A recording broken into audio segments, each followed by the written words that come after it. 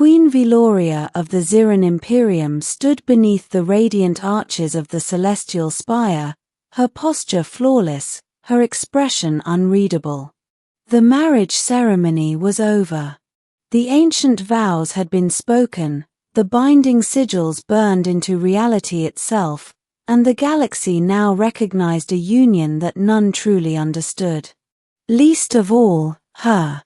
She glanced sideways at the man standing beside her. Ethan Cross. Human. Former civilian contractor, according to the intelligence brief. No noble blood. No enhanced genome. No command of fleets or legions. Just an ordinary human chosen as a political symbol to end a costly border conflict between the Ziran Imperium and the rapidly expanding Terran sphere. A harmless consort. That was what the High Council had assured her. Veloria had accepted the union not out of desire, but duty. Queens did not marry for love. They married to stabilize empires. And if the price of peace was a quiet, unassuming human husband, so be it.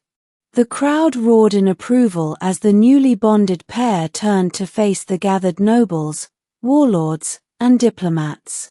Ethan stood calmly, hands clasped behind his back, dark eyes observant rather than awed. He wore no crown, no armor, only formal Ziran robes tailored to his human frame.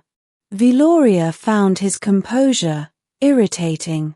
"You are very calm," she said quietly as they walked down the aisle of light. Most humans tremble in the presence of the Ziran throne. Ethan glanced at her, a faint smile touching his lips. "I've been in worse rooms." She huffed softly. "You will learn humility here." "I'm sure," he replied evenly. That only deepened her annoyance. In the weeks that followed, Veloria observed her new husband carefully. He did not demand influence. He did not interfere with court matters. He did not attempt to assert authority he did not possess. If anything, he faded into the background. The court whispered. The queen married a pet. A symbol, nothing more. A Deathworlder kept on a leash. Veloria did nothing to stop the rumors. Let them talk. Ethan was not meant to rule. He was meant to exist quietly at her side. Yet, strange things began to happen. During a council session, when two rival warlords nearly came to blows, Ethan spoke calmly, precisely, and dismantled their arguments with a clarity that left the chamber silent. Veloria noticed that several ministers later sought his counsel in private. When a malfunction caused part of the lower spire to collapse, it was Ethan who carried 3 injured Zirans to safety before emergency fields activated. Witnesses swore he lifted debris that should have required industrial lifters. Veloria dismissed these reports as exaggerations. Until the assassination attempt. It came during the Festival of Ascension, when the capital world glowed with celebration. Music echoed through the open plazas, and Veloria stood on the high balcony, addressing her people. She never sensed the sniper. Ethan did. He moved faster than thought, grabbing her, twisting, shielding her body with his own as a hypervelocity round shattered the railing where her head had been a heartbeat earlier. The impact hurled him backward. Veloria screamed. Guards flooded the balcony, weapons raised. The assassin was neutralized within seconds. But Veloria barely noticed any of it. She was staring at Ethan. He lay against the marble floor, blood seeping through torn fabric. Slowly, impossibly, he pushed himself up on one elbow. "You're alive," she whispered. Ethan coughed, then nodded. "Mostly." Medical teams rushed in, but Veloria waved them away, kneeling beside him herself. "That round should have bisected you," she said, her voice trembling despite herself. Ethan met her gaze. "Human bodies are tougher than they look." That was the moment doubt took root. Later that night, as stormlight flickered across the palace windows, Veloria summoned Ethan to her private chamber. Not as queen, but as a woman seeking answers. "Who are you?" she asked bluntly. Ethan considered her for a long moment. Then he sighed. "I was hoping I wouldn't have to explain this," he said. He rolled up his sleeve. Beneath human skin, faint geometric patterns glowed subtle, controlled, unmistakably artificial. "Earth is classified as a death world," he said quietly. "What your intelligence files didn't include is why some humans survive it." Veloria's breath caught. "Augmentation." "Selective," Ethan corrected. "Adaptive.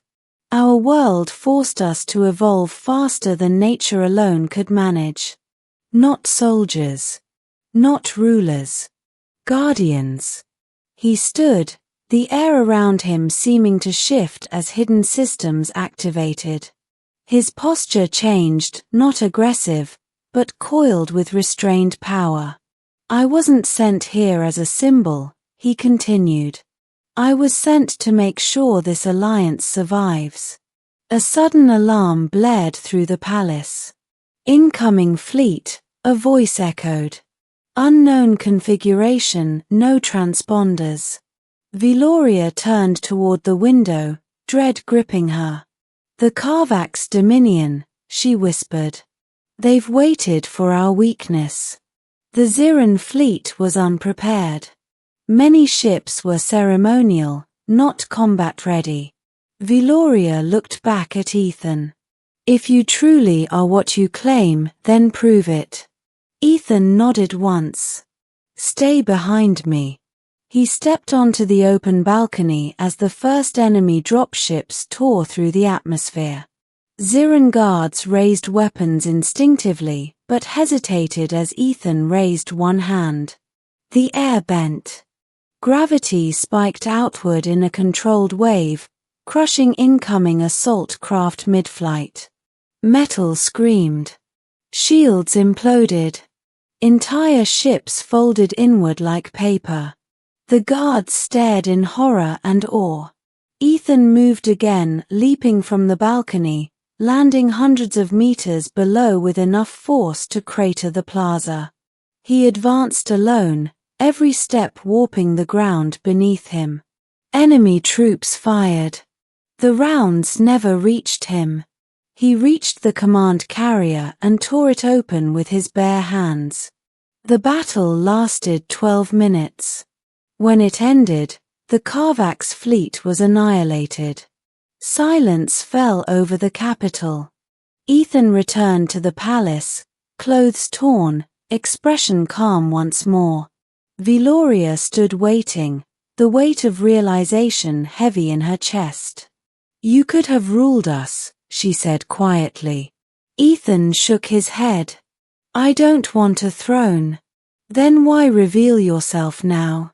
"Because," he said, meeting her eyes, "someone threatened my wife." Something in her broke then, not fear, not pride, but the last of her assumptions. She stepped closer. "All this time, you let my court belittle you." "I knew who I was," Ethan replied. "I didn't need them to." Veloria straightened, power radiating from her once more, but now it was shared. She turned to the gathered nobles, her voice echoing across the spire. "Know this," Queen Veloria declared. "I did not wed an ordinary human." She placed her hand over Ethan's heart. "I wed the strength of a death world." The court knelt. And for the first time in Ziran history, the queen did not stand alone.